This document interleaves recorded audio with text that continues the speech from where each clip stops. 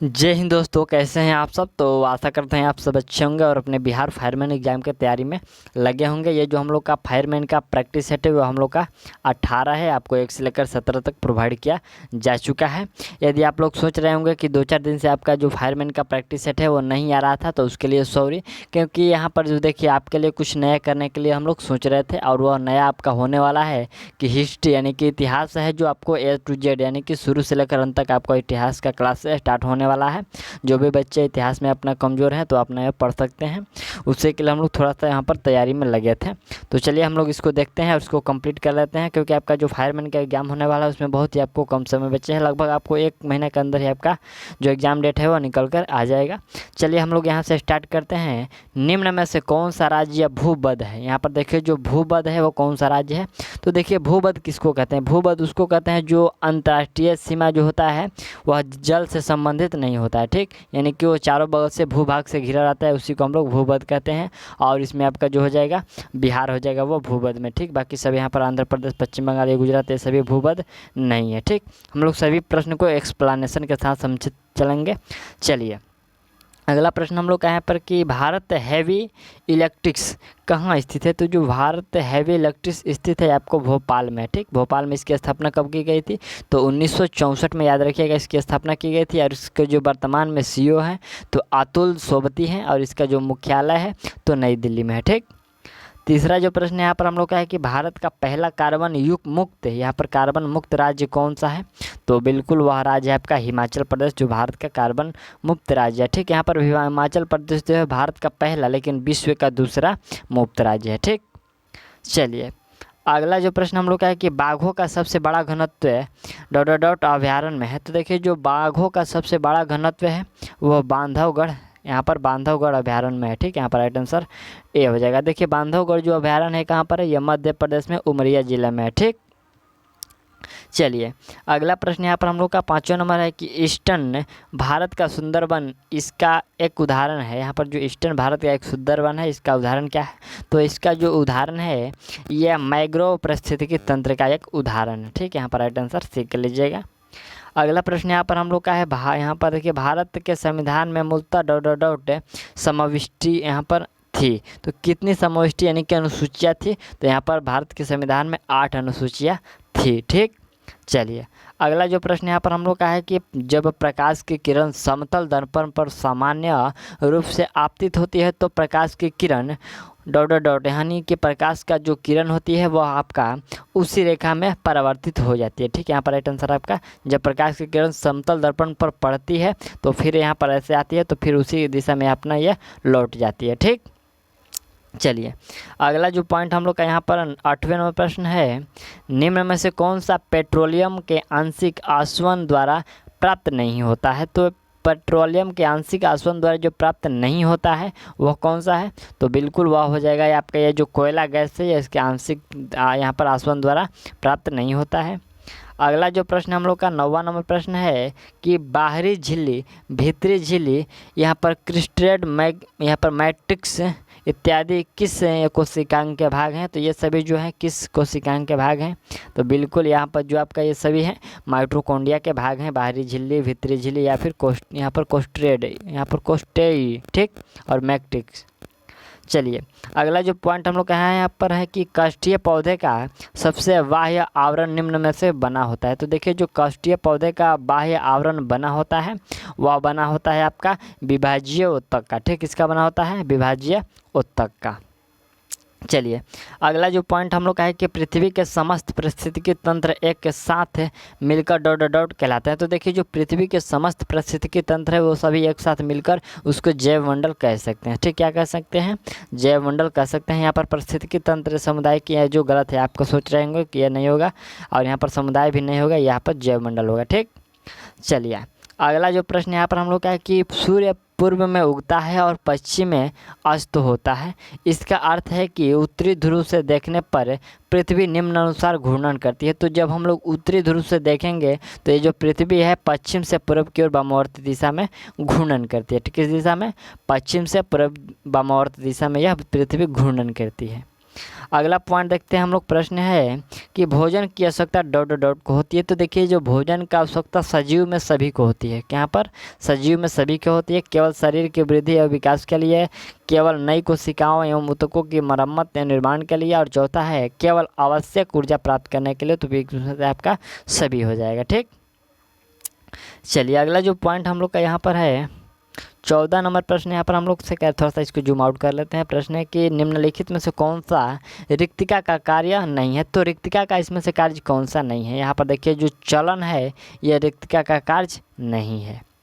अगला पॉइंट देखते हैं हम लोग। प्रश्न है कि जब साइकिल की ट्यूब में वायु भरी जाती है तो यह फूल जाती है, ऐसा होता है क्योंकि। तो जब हवा भरेंगे तो वो फूल जाएगा, ऐसा क्यों होता है। तो वायु दबाव डालती है, ऐसा जो वायु है यानी कि हवा है वो दबाव डालती है, तो इसलिए वह फूल जाता है। अगला पॉइंट हम लोग का 16वें नंबर प्रश्न है कि परंपरागत बल्बों के स्थान पर एलईडी बल्ब प्रयुक्त हो रहे हैं, क्यों। तो देखिए जो परंपरागत बल्बों की जगह पर एलईडी जो प्रयुक्त हो रहे हैं, इसका कारण है कि वो कम बिजली का उपभोग कर रहे हैं। ठीक, वो जो बल्ब होता है एलईडी वो कम बिजली खपत यानी कि वो उससे मतलब कम ही ऊर्जा में वो जल सकता है, लेकिन वो जो पहले वाला था उसमें ज़्यादा ऊर्जा की आवश्यकता होती थी, तो इसलिए यहाँ पर एलईडी का प्रयोग हो रहा है। ठीक, चलिए अगला जो प्रश्न हम लोग का है कि मृदा की शिथिलन और परिवर्तन की प्रक्रिया है। तो मृदा के शिथिलन और परिवर्तन की जो प्रक्रिया है जोतना और जुताई है। ठीक, चलिए अगला जो पॉइंट हम लोग का यहाँ पर है कि पत्ती के अर्धे चर्मी छिलके का अस्थायी आरोपण जो कि सूक्ष्मदर्शी में गुलाबी लाल दिखता है डॉट डॉट डॉट होता है। तो ये जो गुलाबी लाल दिखता है वह कैसे होता है। तो देखिए ये जो दिखता है वो आपका सफ्रेनिन में अभिरंजित तथा ग्लिसरीन में अरुण के कारण वो गुलाबी लाल रंग का दिखता है। यहाँ पर आपका राइट आंसर भी कर लीजिएगा। अगला जो प्रश्न यहाँ पर हम लोग का है कि जीवाणु सबसे छोटी कोशिका डॉट डॉट डॉट सबसे बड़ी कोशिका। तो देखिए यहाँ पर जो ऐसे है समानुपात अनुपात में दिया गया है। जो जीवाणु है सबसे छोटी कोशिका है, तो ये जो शुतुरमुर्ग का अंडा है सबसे बड़ी कोशिका है। ठीक, चलिए अगला जो प्रश्न यहाँ पर हम लोग का है कि पात्र की दीवारों पर गैस दबाव क्यों डालती है। जो पात्र के दीवारों पर गैस दबाव क्यों डालती है। तो इसका कारण है कि क्योंकि गैस अणु उच्च चाल में निरंतर गति में होते हैं, तो इसलिए वो दबाव डालते हैं। अगला प्रश्न देखती है। प्रश्न हम लोग का यहाँ पर है कि एक वस्तु फर्श पर विरामावस्था में है, उस वस्तु को स्थानांतरित करने के लिए एक बल प्रयोग किया जाता है। इस क्षण में कौन सा घर्षण बल क्रिया के अंतर्गत आएगा। तो इस क्षण में जो क्रिया के अंतर्गत बल आपका आएगा वह बल आएगा स्थैतिक घर्षण बल। कौन सा बल आएगा। स्थैतिक घर्षण बल। यहाँ पर फोर्स की बात हो रही है तो स्थैतिक घर्षण बल आएगा। चलिए अगला प्रश्न देखिए। प्रश्न हम लोग का है कि मंडला प्लांट जीवाश्म में राष्ट्रीय उद्यान डॉट डॉट डॉट में है। ठीक, स्थित है कहाँ पर स्थित है। तो देखिए जो मंडला प्लांट है वह प्लांट आपका यहाँ पर है मध्य प्रदेश में है। ठीक, राइट आंसर यहाँ पर आप लोग की डी कर लीजिएगा, मध्य प्रदेश में है। ठीक, ये जो है आपका लगभग 7 गांवों के बराबर है। ठीक, ये जो मंडला यहाँ पर एक जिला है, ये मंडला जिला में ये आपको 7 गांवों के बराबर ये जो है ये राष्ट्रीय उद्यान है। ठीक, चलिए अगला जो प्रश्न है कि भारत में श्रम दिवस किस तारीख को मनाया जाता है। देखिए जो श्रम दिवस या फिर मजदूर दिवस कहते हैं तो उसको 1 मई को मनाया जाता है। ठीक, देखिए जो भारतीय संहिता कई देशों के श्रम दिवस 1 मई को मनाया जाता है। इस दिन को मजदूरों को समर्पित है। ठीक, यह जो दिन होता है मजदूरों के लिए समर्पित होता है। भारत में पहली बार जो श्रम विकास 1 मई 1923 को मनाया गया था। ठीक, यहाँ पर भारत में कब मनाया गया था। तो 1 मई 1923 को पहली बार यह मनाया गया था। और पहली बार जो मनाया गया था यह उत्सव भारतीय राष्ट्रीय यहाँ पर ये जो भारतीय श्रमिक किसान पार्टी, ठीक, भारतीय श्रमिक किसान पार्टी ऑफ हिंदुस्तान द्वारा मद्रास में आयोजित किया गया था। ठीक, यह मद्रास में मनाया गया था। अगला जो पॉइंट हम लोग का है कि वानखेड़े स्टेडियम यहाँ है। तो वानखेड़े स्टेडियम जो है आपका मुंबई में, कहाँ पर है, ये मुंबई में। इसकी स्थापना 1974 में की गई थी। और इसी स्टेडियम में सचिन तेंदुलकर ने अपनी आखिरी क्रिकेट मैच खेला था। ठीक, इससे आपका 3 पॉइंट बना। पहला इसकी स्थापना हुआ, दूसरा जो है यहाँ पर यह मुंबई में है, और यह सचिन तेंदुलकर इसमें आखिरी मैच खेले थे। ठीक, चलिए अगला पॉइंट, भारतीय राष्ट्रीय झंडे की लंबाई ऊंचाई का अनुपात कितना है? तो इसका यहाँ पर लंबाई और ऊंचाई का अनुपात क्या है, आप लोग इसको बताइएगा। बहुत ही ईजी प्रश्न है, देखते हैं कितने लोग इसको आंसर कर पाते हैं। ठीक, आप लोग इसका आंसर बताइएगा कमेंट में। चलिए अगला प्रश्न है, वह प्रसिद्ध सितार वादक जिन्होंने संगीत की शिक्षा सतना में संगीतज्ञ मेहर से प्राप्त की डॉट है, तो वह कौन है? तो देखिए वह जो है आपके पंडित रविशंकर। कौन है? पंडित रविशंकर, जिनका जन्म 7 अप्रैल 1920 को हुआ था। ठीक, चलिए अगला जो पॉइंट हम लोग का है कि ऑस्कर पुरस्कार जीतने वाले पहले भारतीय। तो ऑस्कर पुरस्कार जीतने वाले जो पहले भारतीय थे वह भानु अथैया थे। कौन थे? वह भानु अथैया थे, जिनको 1983 में ये ऑस्कर पुरस्कार जीता गया था। और ये जीता गया था, देखिए एक हॉलीवुड फिल्म था रिचर्ड एटनबरो। ठीक, आप लोग सुने होंगे नाम। जो रिचर्ड एटनबरो है, उसी फिल्म को कस्टम डिजाइन करने के लिए इनको ये ऑस्कर पुरस्कार दिया गया था। ठीक, चलिए अगला जो प्रश्न यहाँ पर हम लोग का है कि अंतिम मौर्य सम्राट बृहद्रथ की हत्या कर किसने शुंग वंश की स्थापना 185 ईस्वी पूर्व में की? ठीक, देखिए जो अंतिम मौर्य वंश जो बृहद्रथ था उसकी हत्या करके किसने शुंग वंश की स्थापना की? तो यह शुंग वंश की जो स्थापना किया गया पुष्यमित्र शुंग के द्वारा किया गया था। यहाँ पर देखिए 185 में उसकी हत्या करके। ठीक, चलिए अगला प्रश्न हम लोग देखते हैं, प्रश्न क्या है। प्रश्न हम लोग का 29 नंबर है कि सातवाहनों ने पहले स्थानीय अधिकारियों के रूप में काम किया था। ठीक, यहाँ पर जो प्रश्न है कि सातवाहनों ने पहले स्थानीय अधिकारियों के रूप में काम किया था। तो काम किया था तो किसके अधीन काम किया था? तो यह जो किया थे मौर्यों के अधीन काम किया था, ये जो सातवाहन थे। ठीक, चलिए अगला प्रश्न यहाँ पर हम लोग का है कि कनिष्क की राजधानी थी। तो जो कनिष्क की राजधानी थी वह थी आपका पुरुषपुर। कौन थी? पुरुषपुर, जिसको हम लोग पेशावर भी बोलते हैं। ठीक, चलिए इसका हम लोग बात करते हैं यहाँ पर कनिष्क का काल। तो यहाँ पर कनिष्क का जो शासन काल था आपका 7800 ईस्वी से लेकर 144 ईस्वी तक। ठीक, 78 से लेकर 144 ईस्वी तक इसका शासन काल था। चलिए नेक्स्ट जो पॉइंट हम लोग का यहाँ पर है चरक किसके राज्य चिकित्सक थे? तो देखिए जो चरक राज्य चिकित्सक थे वो कनिष्क के राज्य चिकित्सक थे। ठीक, अगला जो प्रश्न यहाँ पर हम लोग क्या है कि सातवाहनों के समय में मुद्रा सर्वाधिक किस धातु की बनी थी? तो देखिए जो मुद्रा सर्वाधिक किस धातु की बनी थी? तो वह बनाया जा रहा था उस समय शीशा का बनाया जा रहा था। ठीक, सातवाहनों के समय शीशा का मुद्रा बनाया जा रहा था। अगला पॉइंट हम लोग का 33 नंबर है कि भारत में सर्वप्रथम स्वर्ण मुद्राएं किसने चलाई? तो देखिए जो स्वर्ण मुद्रा चलाया गया था वो इंडो बैक्ट्रियन, यहाँ पर देखिए इंडो बैक्ट्रियन के द्वारा चलाया गया था, जिसको हम लोग ग्रीक से यहाँ पर क्या बोलते हैं, इंडो ग्रीक शासकों भी बोल सकते हैं। ठीक है, यह इंडो ग्रीक शासकों के द्वारा जो स्वर्ण मुद्राएं है वो चलाई गई थी। अगला प्रश्न देखते हैं। प्रश्न हम लोग का है कि चरक और नागार्जुन किसके दरबार की शोभा थे? तो चरक और जो नागार्जुन थे ये आपका पूछा गया कि किसके राज्य दरबार के जो शोभा थे? तो यह जो शोभा थे आपके कनिष्क के राज्य दरबार के शोभा थे। ठीक, अगला पॉइंट हम लोग का है कि सातवाहन शासकों की राजकीय भाषा थी। तो इसके शासकों की जो राजकीय भाषा थी वह राजकीय भाषा प्राकृतिक थी। ठीक, प्राकृत थी।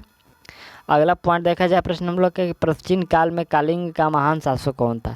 तो कलिंग का जो महान शासक था वह था खारवेल। ठीक, आप लोग याद रखिएगा, कलिंग का जो प्राचीन शासक था कलिंग का महान शासक था तो वह खारवेल था। ठीक, चलिए अगला प्रश्न देखिए। प्रश्न हम लोग का डॉट है और कह रहे हैं कि स्ट्रेट जावा द्वीप समूह है यहाँ पर जावा द्वीप समूह और सुमात्रा को अलग करता है, ये कौन करता है? तो देखिए ये दोनों को, ये सुंडा जो है सुंडा स्ट्रेट, ये जो है जावा द्वीप समूह और सुमात्रा को अलग करता है। अगला जो पॉइंट हम लोग का यहाँ पर है कि भारत की संसद में निम्नलिखित शामिल है। तो भारत के संसद में जो निम्नलिखित यानी कि यह शामिल क्या है? तो देखिए यह शामिल है राष्ट्रपति, राज्यसभा और लोकसभा। देखिए हम लोग थोड़ा सा यहाँ पर भारत की संसद की बात करते हैं। तो संविधान के अनुच्छेद 79 के अनुसार संघ के लिए एक सांसद होगा, यह निश्चित किया गया है। अनुच्छेद 79 में जो राष्ट्रपति और 2 सदनों में यहाँ पर ये जो बन सकता है ये राष्ट्रपति और 2 सदनों से मिलकर बनेगा। उच्च सदन राज्यसभा होगा तथा जो निम्न सदन होगा वह लोकसभा होगा। ठीक, चलिए अगला प्रश्न देखते हैं हम लोग 39वां प्रश्न यहाँ पर रिक्त स्थान है डॉट डॉट डॉट के शासनकाल में मुगल साम्राज्य क्षेत्रों के मामलों में अपने चरम पर पहुँच गया था। तो यहाँ पर जो अपने चरम पर पहुँच गया था वह औरंगजेब के शासनकाल में मुगल साम्राज्य अपने ये जो चरम पर पहुँच गया था। ठीक, चलिए अगला प्रश्न यहाँ पर हम लोग का है रिक्त स्थान करें कि ने मेहर उन निसा से निकाह किया था जिसे उन्होंने नूरजहां विश्व ज्योति की उपाधि प्रदान की थी। तो देखिए जो आप हम इसको थोड़ा सा डिटेल में बताते हैं। ये जो नूरजहां थी ये आपका यहाँ पर ये मेहर क्या बोलते हैं, मेहर उन निसा, तो ये जहांगीर की पत्नी थी। ठीक, कौन थी, जहांगीर की पत्नी थी। यहाँ पर आपका राइट आंसर क्या हो जाएगा, जहांगीर हो जाएगा। ठीक, देखिए जो नूरजहां मुगल सम्राट जहांगीर की पत्नी थी उसका जो मूल नाम था वह मेहरुन्निसा था। उसका मूल नाम क्या था, मेहरुन्निसा था। मेहरुन्निसा के पिता की हम लोग बात कर रहे हैं तो उसका पिता मिर्जा गलिया यहाँ पर गिलिया सेब जो कि फारस का निवासी था। उसका पिता फारस का निवासी था। अपने भाग्य की परीक्षा करने के लिए वो भारत आया था। कौन आया था, यहाँ पर मेहरुन्निसा के पिता। तभी मार्ग में नूरजहां का जन्म कंधार में हुआ था। कंधार एक जगह है, वहाँ पर आपका जो मेहरुन्निसा है उनका जन्म हो गया था। यहाँ पर गियासबेग अकबर के दरबार में एक उच्च पद पाने में सफल हुआ था और 1605 ईस्वी में जहांगीर के राज्याभिषेक यहाँ पर राज्यारोहण के समय ही वह वित्त मंत्री नियुक्त हो गया। ठीक, यहाँ पर थोड़ा सा ध्यान दीजिएगा। जब नूरजहां यहाँ पर देखिए जब जहांगीर का राज्याभिषेक 1605 ईस्वी में हुआ तो ये जो मेहरुन्निसा के पिता जो थे वह यहाँ पर आपका वित्त मंत्री नियुक्त हुए। ठीक, उसे एतमादुल्ला की उपाधि दी गई थी। उसको एतमादुल्ला की उपाधि दी गई थी। और नूरजहां असाधारण व्यक्तित्व और बुद्धिमत्ता वाली स्त्री थी। ठीक, जहांगीर ने शासन का समस्त भार उसी को पर छोड़ दिया। ठीक, यहाँ पर जो शासन का जो समस्त भार है ये नूरजहां यानी कि मेहरुन्निसा पर छोड़ दिया। उसी समय इसका निकाह हो गया और ये दोनों पति पत्नी हो गए। ठीक, चलिए तो इस प्रकार इनका जो कुछ सफ़र रहा। अगला जो प्रश्न यहाँ पर हम लोग का 41 नंबर प्रश्न है कि मेंडलीफ अपनी आवर्त सारणी में डॉट डॉट डॉट को सही स्थिति प्रदान नहीं कर सका। तो मेंडलीफ जो था हाइड्रोजन को अपने ये सारणी में ये सही स्थिति नहीं कर सका। ठीक, चलिए अगला जो प्रश्न निम्न में से कौन सा तत्व लैंथेनाइट है। तो लैंथेनाइट जो तत्व है वो सीरियम है। ठीक, सीरियम के हम लोग परमाणु संख्या की बात करते हैं तो इसका परमाणु संख्या 58 होता है। अगला प्रश्न देखिए हम लोग का कि जकारियास जॉनसन ने किसका आविष्कार किया। तो जकारियास जॉनसन जो थे आपको किसका आविष्कार किए थे, तो ये सूक्ष्मदर्शी का आविष्कार किए थे। चलिए अगला जो प्रश्न यहाँ पर हम लोग का है कि निम्नलिखित में से किसने लॉ ऑफ एक्टिव, यहाँ पर लॉ ऑफ एक्टिव दिया। तो यह जो दिया गया था यह दिया गया था न्यूलैंड्स के द्वारा। यहाँ पर राइट आंसर डी हो जाएगा। नेक्स्ट पॉइंट हम लोग का यहाँ पर 45 नंबर प्रश्न है निम्नलिखित में से कौन सा तत्व एक्टिनाइड, यहाँ पर देखिए एक्टिनाइड है। तो देखिए जो क्यूरियम है ये एक्टिनाइड तत्व है। यहाँ पर तत्व है, इसका जो यहाँ पर क्या बोलते हैं प्रतीक होता है तो सीएम होता है। और इसका जो परमाणु संख्या की बात करें तो इसका परमाणु संख्या 96 होता है। ठीक, चलिए अगला प्रश्न यहाँ पर हम लोग का रिक्त स्थान है कह रहा है कि दारा उत्तराखंड और तिब्बत को जोड़ता है। तो कौन सा दारा है जो उत्तराखंड और तिब्बत को जोड़ता है। तो ये मुलिंग दारा जो है, मुलिंगला दारा जो है ये उत्तराखंड और तिब्बत को जोड़ता है और ये गंगोत्री के उत्तर में स्थित है। ठीक, चलिए अगला प्रश्न देखिए। प्रश्न निम्न में से मिलान करना है हम लोग का। तो देखिए मिलान करना है तो देखिए जो गणगौर है ये गणगौर आपको राजस्थान में मनाया जाता है।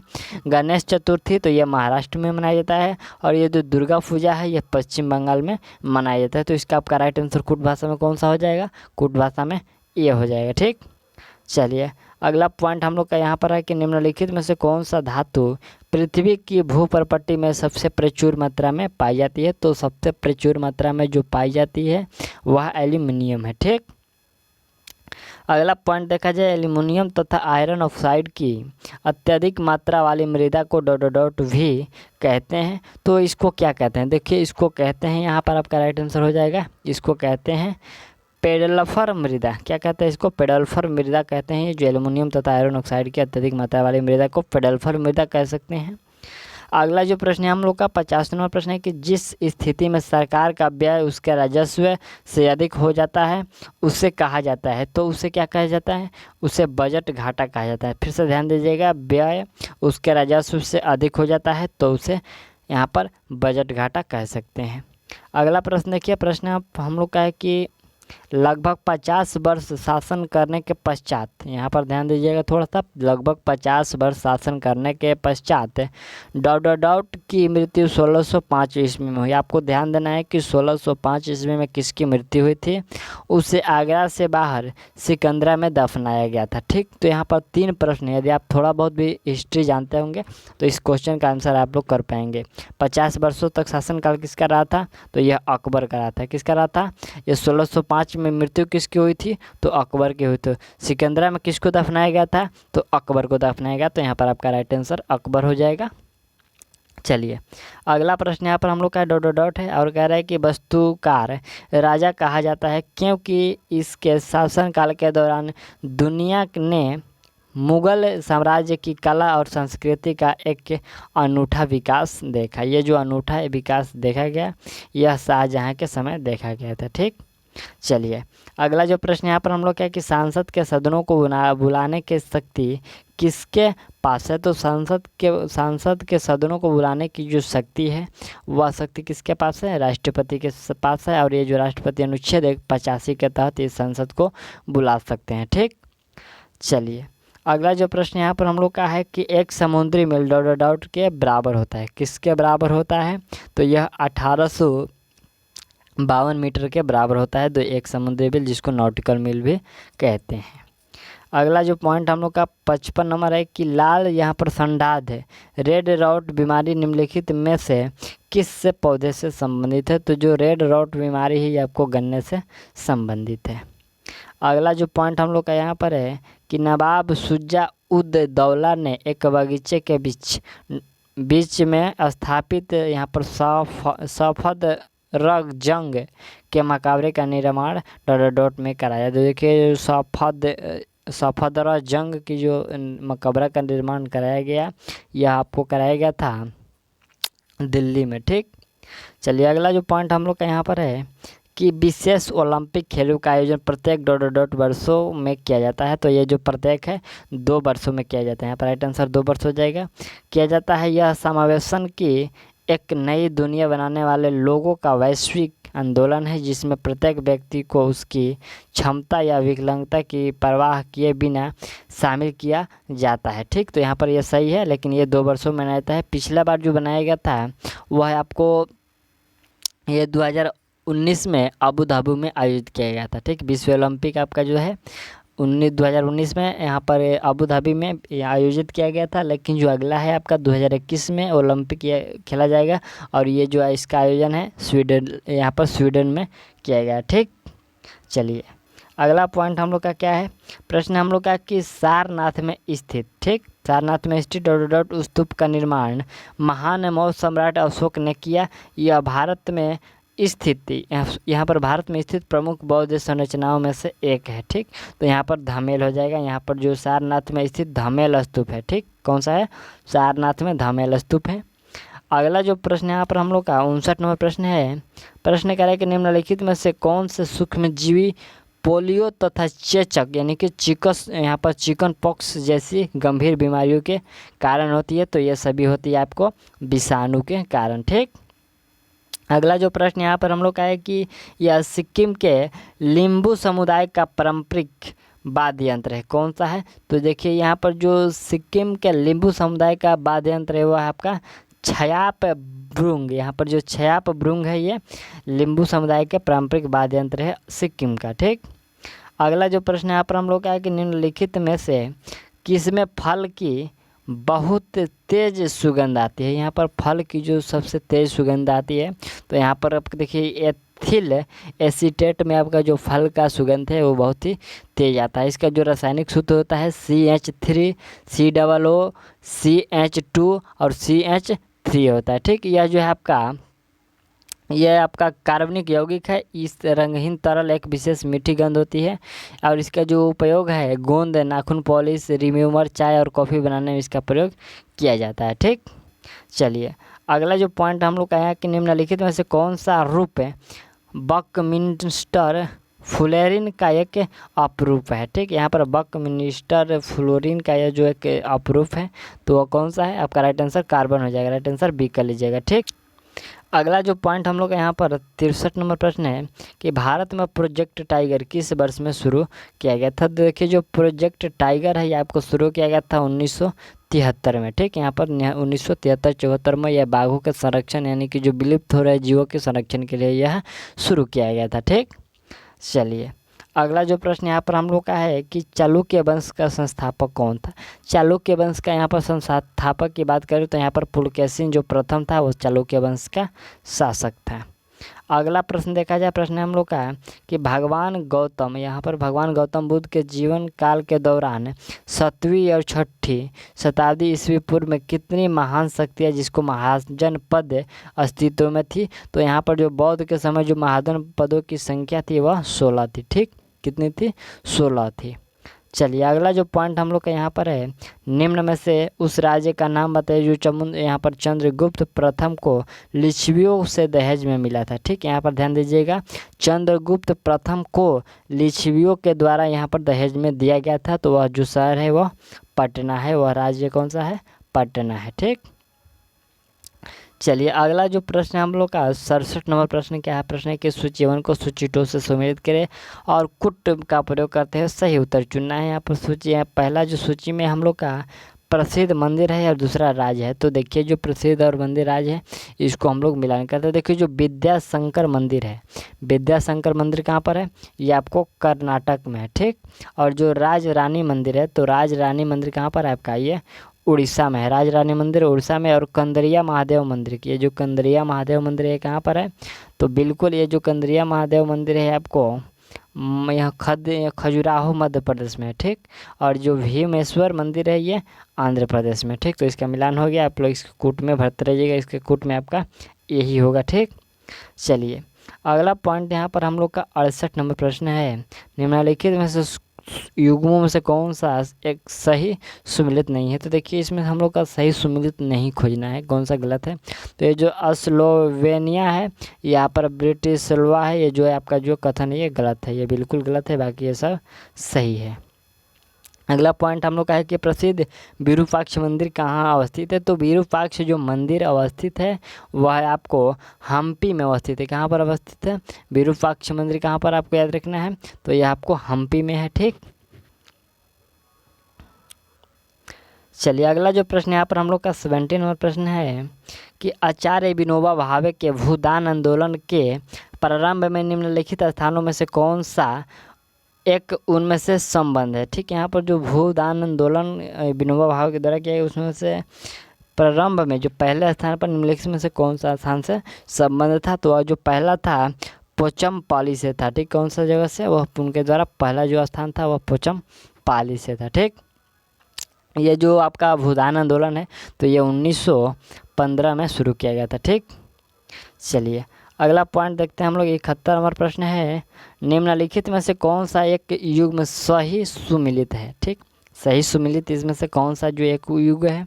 तो देखिए जो पहला आपका है विक्रमशिला मठ, ये उत्तर प्रदेश। दूसरा है हेमकुंड गुरुद्वारा हिमाचल यहाँ पर है। और जो उदयगिरी गुफा ये महाराष्ट्र में। और यहाँ पर अमरावती बौद्ध स्तूप ये आंध्र प्रदेश में। तो इसमें जो सही आपको दिख रहा है वो अमरावती बौद्ध स्तूप आंध्र प्रदेश में, यही जो है बिल्कुल सही है, बाकी सब गलत है। ठीक, चलिए अगला पॉइंट हम लोग का है कि शिकागो में संपन्न हुआ वर्ल्ड पार्लियामेंट ऑफ यहाँ पर रिलीजन्स में स्वामी विवेकानंद ने कब प्रतिभागिता की। तो यहाँ पर देखिए उनके द्वारा प्रतिभागिता 1893 में किया गया था। राइट आंसर आप लोग इसमें सीख कर लीजिएगा। अगला जो प्रश्न यहाँ पर हम लोग का है, सूची 1 को सूची 2 से सम्मिलित किया जाता है। सूचियों के नीचे दिए गए कुट का प्रयोग करते हुए सही उत्तर का चयन करना है। यहाँ पर पहला में लेखक है, दूसरा में पुस्तक है। ठीक, तो यहाँ पर देखिए जो पहला है राजेंद्र प्रसाद, फिर दिलीप मुखर्जी, और यहाँ पर फिर SN बनर्जी और महात्मा गांधी। तो देखिए जो पहला राजेंद्र प्रसाद के द्वारा पुस्तक है वह है इंडिया डिवाइडेड, यहाँ पर इंडिया डिवाइडेड। दूसरा दिलीप मुखर्जी के द्वारा जो पुस्तक है आपका ये वह है नेशनल इन मेकिंग, और एस.एन. बनर्जी का जो पुस्तक है टेरी मिस्ट है, और ये जो महात्मा गांधी का है माई एक्सपेरिमेंट विद टूथ, ये इनका ठीक है। तो यहाँ पर कट मार्क करके यहाँ पर 1 2 का है, तो यहाँ पर जो कुट भाषा में आपका होगा वहाँ पर आपका सी हो जाएगा। ठीक, चलिए अगला जो प्रश्न यहाँ पर हम लोग का क्या है, प्रश्न है कि वैज्ञानिक साम्यवाद का श्रेय जाता है, तो वैज्ञानिक साम्यवाद का जो श्रेय जाता है वो किसको जाता है? बिल्कुल, यह जो श्रेय आपको जाता है यह है आपको कार्ल मार्क्स को जाता है। ठीक, राइट आंसर एक कर लीजिएगा। अगला प्रश्न देखिए है कि खालसा पंथ किसके यहाँ पर कितने वर्ष पहले आरंभ हुई थी? तो देखिए जो खालसा पंथ है वो आपको 300 वर्ष पहले आरंभ की गई थी। खालसा पंथ आपको 300 वर्ष पहले, ये आपको 1699 में आरंभ की गई थी। ठीक, चलिए अगला प्रश्न यहाँ पर हम लोग का है कि भारत के स्वतंत्र होते समय इंग्लैंड का प्रधानमंत्री कौन था? देखिए जब भारत स्वतंत्र हुआ था 1947 में, तो उस समय इंग्लैंड के प्रधानमंत्री कौन थे? तो बिल्कुल उस समय प्रधानमंत्री जो थे क्लीमेट एटली थे। ठीक, यहाँ पर राइट आंसर क्लीमेट एटली थे। यहाँ पर देखिए जो विंस्टन चर्चिल है, तो ये जो विंस्टन चर्चिल है ना, ये आपको द्वितीय विश्व युद्ध के समय इंग्लैंड के प्रधानमंत्री थे। यहाँ पर द्वितीय विश्व युद्ध के समय ये प्रधानमंत्री थे। चलिए अगला जो पॉइंट हम लोग का यहाँ पर स्टार्ट हुआ वो हिंदी का प्रश्न है। प्रश्न यहाँ पर हम लोग का है कि क का उच्चारण स्थान क्या है? ठीक, यहाँ पर हिंदी से प्रश्न स्टार्ट हुआ कि क का उच्चारण स्थान क्या होता है? तो देखिए जो क का उच्चारण स्थान होता है वो कंठ होता है। ठीक, अगला जो पॉइंट हम लोग का है कि खेत का सही तत्सम शब्द चुनिए। तो खेत का सही तत्सम शब्द क्या हो सकता है? इसका क्षेत्र होता है। ठीक, अगला जो पॉइंट हम लोग का है कि निम्न में से कौन सा पदबंध का भेद नहीं है? पदबंध का जो भेद नहीं है, तो यहाँ पर देखिए जो अव्यय पदबंध है, यह पदबंध का शब्द ये भेद जो है नहीं है। अगला पॉइंट हम लोग का है कि तिथि शब्द का बहुवचन रूप है। तो तिथि शब्द का जो बहुवचन रूप होता है तिथिया होता है। ठीक, अगला पॉइंट देखा जाए प्रश्न निम्नलिखित शब्दों के 4 अर्थ दिए गए हैं, आपको सटीक समानार्थ शब्द का चयन करना है। तो इसमें सटीक जो शब्द हो जाएगा वो कौन सा हो जाएगा? तो वह हो जाएगा यहाँ पर जो बगीचा है, सॉरी यहाँ पर उपवन का जो समानार्थक शब्द पूछा गया वो बगीचा हो जाएगा। ठीक, अगला पॉइंट देखा जाए प्रश्न निम्नलिखित में से कौन सा पद अव्ययी भाव समास है? तो अव्ययी भाव समास इसमें कौन है आपका? तो देखिए यहाँ पर जो आप दीनानुदिन जो शब्द है ये अव्ययी भाव समास से है। अगला पॉइंट हम लोग का क्या है, प्रश्न यहाँ पर देखिएगा, प्रश्न हम लोग का है कि मुहावरे का उपयुक्त विकल्प चुनिए। यहाँ पर पौ 12 होना मुहावरे का सही अर्थ जो होता है वह होता है कि लाभ ही लाभ होना। ठीक, क्या होता है? लाभ ही लाभ होना, पौ 12 होना मुहावरे का सही अर्थ होता है। अगला पॉइंट यहाँ पर हम लोग का इंग्लिश का प्रश्न है, 84 नंबर से प्रश्न है कि fill in the blanks with appropriate proposition. यहाँ पर हम लोग को प्रोपोजिशन खोजना है। तो ही कम टू मी एट मैं, यहाँ पर मिडनाइट, यहाँ पर आपका एट का प्रयोग होगा। अगला प्रश्न यहाँ पर हम लोग का है कि choose the correct from the tense of for, यहाँ पर tense for the given sentence. If the play, यहाँ पर painting is good they dot it in the, यहाँ पर एग्जीबिटेशन, यहाँ पर एग्जीबिटेशन है, तो यहाँ पर जो आपका राइट आंसर होगा विल हंग होगा। ठीक, यहाँ पर आपका राइट आंसर क्या हो जाएगा? विल हंग होगा।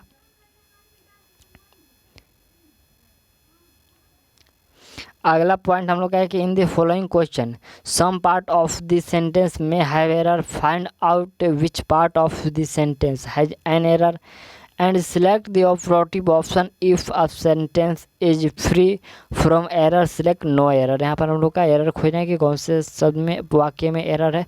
तो देखिए यहाँ पर जो आप ऑप्शन 2 देख रहे हैं, ये ऑप्शन 2 का ये है, ये वाक्य है, और यहाँ पर 4 के जगह पर आपका इन का प्रयोग होगा। ठीक, 4 के जगह पर आपका इन का प्रयोग होगा, यही आपका गलत था। ठीक, चलिए अगला पॉइंट देखा जाए प्रश्न हम लोग का इन the following question out of the given for alternative select the one which best expresses the meaning of given word. यहाँ पर ग्रेविटी, यहाँ पर ग्रेविटी मतलब क्या होता है? गुरुत्वाकर्षण होता है। इसका सेम मीनिंग हम लोग खोजेंगे तो डेप्थ होता है। डेप्थ का मतलब होता है गहराई। ठीक, चलिए अगला पॉइंट हम लोग क्या कहेंगे, following question out of the given 4 alternative select the one which is opposite in meaning of the given word. यहाँ पर हम लोग का अपोजिट में लोग खोजना है सर्वेंट का, जो सर्वेंट मतलब क्या होता है, नौकर होता है, ठीक। सर्वेंट मतलब सेवक या फिर मुजालिम होता है, तो इसका हम लोग का जो उल्टा मीनिंग होता है यहाँ पर मास्टर देखेंगे, मास्टर मतलब मालिक होता है, ठीक। चलिए अगला जो प्रश्न यहाँ पर हम लोग का 89वां प्रश्न है, in the following question out of the 4 given alternatives select the alternative which best expresses the meaning of the idiom और phrase at the drop of a hat. यहाँ पर इसका हम लोग इडियम और फ्रेज में खोजेंगे, तो इसका जो सही मीनिंग होगा डूइंग समथिंग विदाउट एनी यहाँ पर हेजिटेशन, ठीक। यहाँ पर राइट आंसर आपका ये हो जाएगा। अगला प्रश्न देखिए हम लोग का 90 नंबर प्रश्न है, in the following question a word has been written in 4 different way out of the which only one correctly spelled, select the correctly spelled word। यहाँ पर हम लोग का खोजना है। देखिए जो यहाँ पर फैटिलिटी लिखा गया है वो कौन सा फैटिलिटी सही है। फैटिलिटी का मतलब होता है विपरीत, ठीक। तो यहाँ पर जो ऑप्शन डी का फैटिलिटी का मीनिंग है वो सही है, यहाँ पर राइट आंसर आपका डी हो जाएगा, ठीक। तो यहाँ पर हम लोगों ने सेट 18 का क्वेश्चन यहाँ पर 90 क्वेश्चन तक कंप्लीट कर लिया, और जो आपका 10 क्वेश्चन बचा है वो आप लोग PDF के साथ मैथ को सॉल्व कीजिएगा। तो मिलते हैं अगले वीडियो में, तब तक के लिए थैंक्स।